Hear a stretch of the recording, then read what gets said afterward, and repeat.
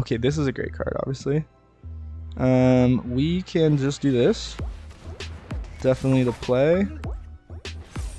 Boom. Do this. We got how much that grew, right? And then if it dies, we gain life. Okay. So we didn't get the mana, so we can't do exactly what I wanted to. However, we can swing. Okay. Do this. Should have seen it coming.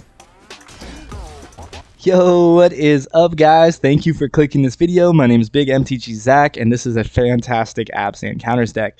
Now, as of right now, I think I'm Platinum 3. I was Mythic rank the last 2 seasons, so I think that I'm very familiar with this deck. It's one that I've played, and now that Kaldheim came out, guys, we have a good new toolkit. Notably, Fall of the Imposter, one of the best new counter cards introduced from Kaldheim. It is so strong. For the first 2 clauses, you put a counter on up to 1 target creature. Yes, we're running Conclave, okay? So then the last clause, you exile basically the strongest creature the opponent controls. Now, with a deck like this, we want creatures, right? We want them to be bigger than the thing that we're going against. So to take out the biggest thing just allows our creatures to swing through. And of course, we're playing the best counter cards all the way starting from the 1-drop slot, right? We run 4 of these. Every time they take out one of our creatures with a targeting spell, we at least get a replacement. We get another insect, that of which can grow, and basically, you know, allow our Fall of the Imposter to have a target for the first 2 clauses. We don't run a tremendous amount of creatures. We do run some cool things like first a row in games I'll go over in a second. We run a nice instant selection of Inscription of Abundance. We put 2 counters instant speed, that of which can turn to 3. Very easy for Conclave to take advantage there. We're also growing with the Luminarch Aspirant as our other 2-drop. But let me quickly cover Snakeskin Veil, guys. We do run 2 copies. This is a very powerful card introduced from Kaldheim, probably the most powerful counter card, but it kind of, you know, goes under the radar for some people. But you do gain hexproof, so you basically just neutralize anything if it is a terrible clause that's going to hit our creature that we just don't want. Boom. And it grows, usually 2 counters, right? That also just helps us in case we don't have a counter on our Aspirant for whatever reason, or a Conclave, but we do have a Swarm Shambler.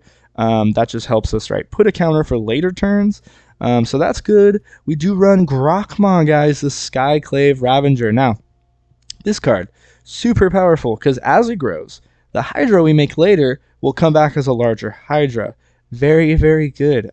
This card is obviously, you know, fits within the colors, and you just run 2. It is a legendary creature, but definitely underrated. Now I'll go back to this card because it's one of our only card draw cards, right? We usually will have a power 4 or greater, and just getting 1 activation of this can refill our hand long enough. We do have some other ways of sustaining, but this can be a very crucial card. It does ramp us at the end too with that gold token. Now this is a strong card because putting that onto a Polukranos, if the Polukranos goes unblocked, all of a sudden that is well, it's gonna put a counter, so 7, then double it, 14.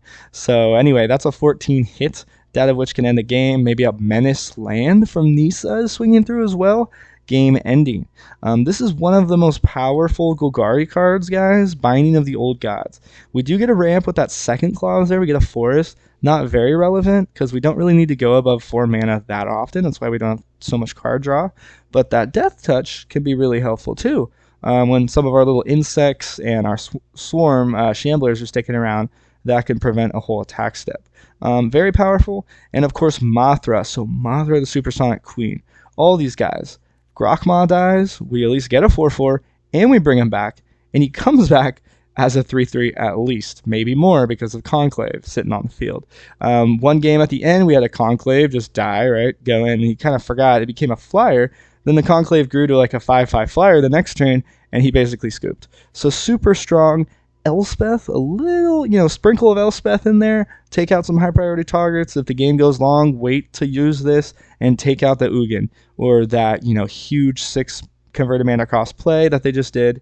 This can definitely end the game. It also helps bring back creatures and put counters. So very good. One thing to note, we do run 1 Crawling Barons, puts counters, can also really, really help against, you know, if they board wipe us, we can at least do something immediately.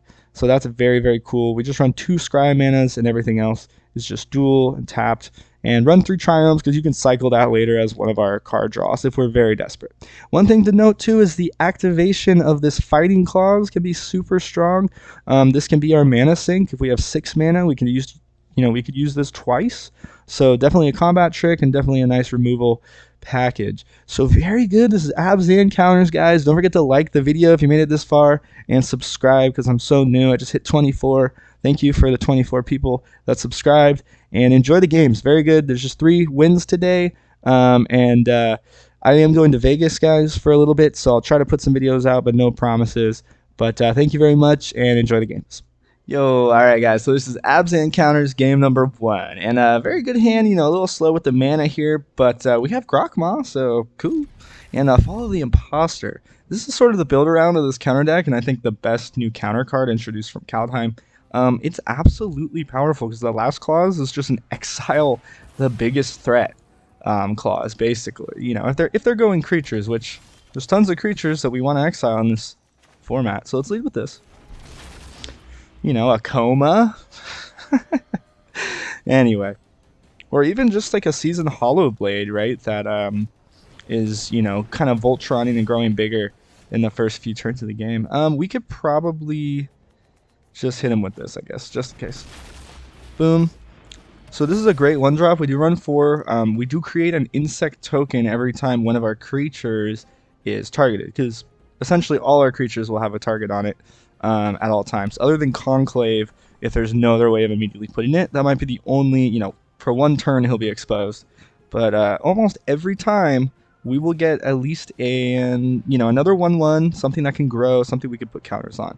Because it really feels bad when we have this card in hand and no creatures on the field. So we sort of rely on keeping our creatures alive. And there we go. Case in point.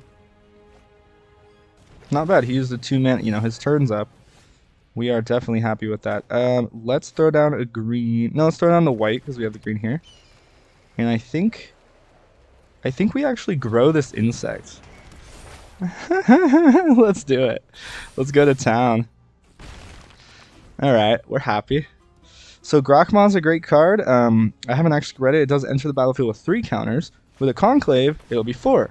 Now, when it dies, based off how many counters, we create another creature. So if it's a 4/4, we'll create another 4/4. So we are getting sort of double value when we grow our Grakmaw. Something to consider. So yeah, we don't have a creature. That is very sad. But of course, we will at least exile this Cobra if they like nothing else. I think we get this down.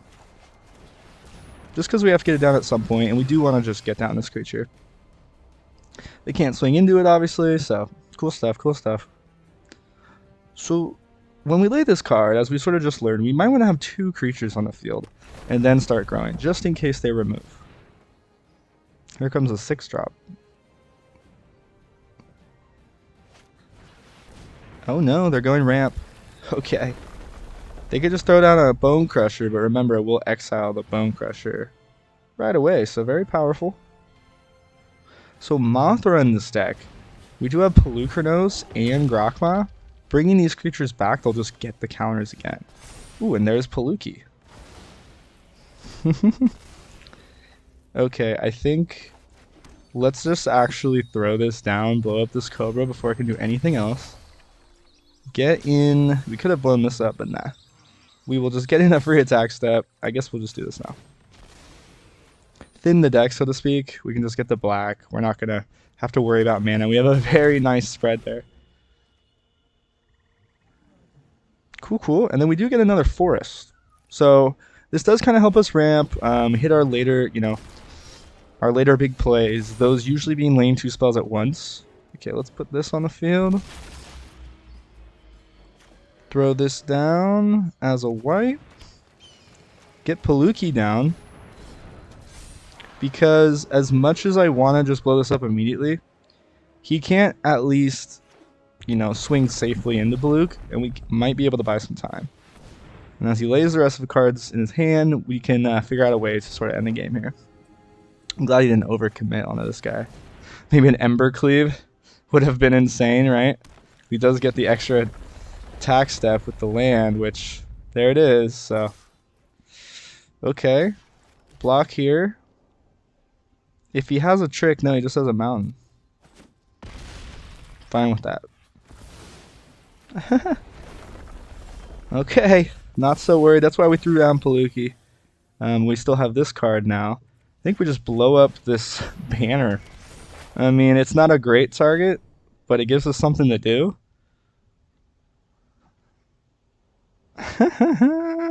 Just taking away everything. Ramp, potential damage. Boom. So the Luminarch growing our Grakmaw like that. Again, we make a bigger, upon death creature there, which is a nice little Hydra token. Look at that Hydra token too. It's very cool. Very artistic, sort of coming out of that old skin like that, very aggressively. Aspirant's so good, you know what I mean? Mothra, definitely going to be an amazing card to throw down in this situation. It has flying, can probably get over things, helps close the game, and keep our dudes alive. The Aspirant coming back, right? We can at least take advantage of, the flying Aspirant we're going to get almost immediately. All right. Good game. Cool. So that was a solid game one. Let's get into a couple more. Yo, so game number 2, guys, Abzan Counters. So the nice start to the day there in that last one. Good enough hand, right? We have all our mana, right? All the different colors we'll need. And this card we didn't see last game can be very strong. We do put 2 counters, right? Later on we can kick this as a 5 mana play, giving us another way of spending, an abundance of mana. Let's leave it to Sky. Yeah, I think we want that. We don't necessarily need to search for mana early. We have 2/2 drops that work very well together. So often we can kind of wait. Yeah. Do this because we get immediate value. Of course, Conclave obviously can be great, so we can swing with a big Conclave. But might as well spread the diversity of threat here. At least put 1 counter on him. Ooh. Okay. Now, as much as I want to just lay this card, it's probably better to get this down. Boom. Get in 4 while we can, in case it gets removed. We at least have another one. Okay, so he's running red. And on-do inversion, so a little bit of a late game strategy maybe. Oh, but it's a warrior, so I don't know, maybe not a late game strategy. Okay, this is a great card, obviously. We can just do this. Definitely the play. Boom. Do this. Look at how much that grew, right? And then if it dies, we gain life. So we're just going to put another counter next turn. We're going to be massive. And then later exile something. Very good. Very strong. Poluki Dookie can come down, obviously, do some work. Can block almost anything in the meta. And obviously that activation is a very good part. Boom. Let us do... We have instant speed shenanigans. We are going in. We are growing to a massive size. Okay, he does do that.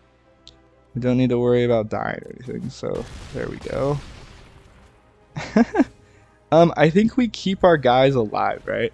We're not worried. We're worried about them dying. If they have a board wipe, we're in trouble.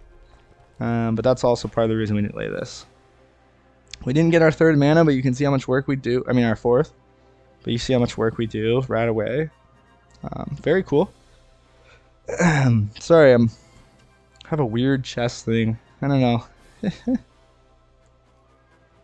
But the exile part of this card really pushes it over the edge. Hit him with the Urgo. Okay, we don't really have any board wipe recovery. Okay. Okay. He must be board wiping. What could he be doing? A little confused, right? Definitely a little confused. But the 8 life will gain. Upon dying, you gain life equal to its power. So it can be very cool. Alright, let's see what he does. Has to be something. That probably won't cut it. Okay. Good game. It was so much power right away. Throw down a Nisa, get that Menace land in. Very good. All right, quick game 2. Let's get into game 3. Yo, all right, so game number 3, guys. This is a really good hand, actually. So I did actually just lose one. It was a little unfortunate. We had a lot of discard coming our direction, and it was just one of those games. We don't have too much card draw, so that's something I learned from that last match. You might want to add some card draw.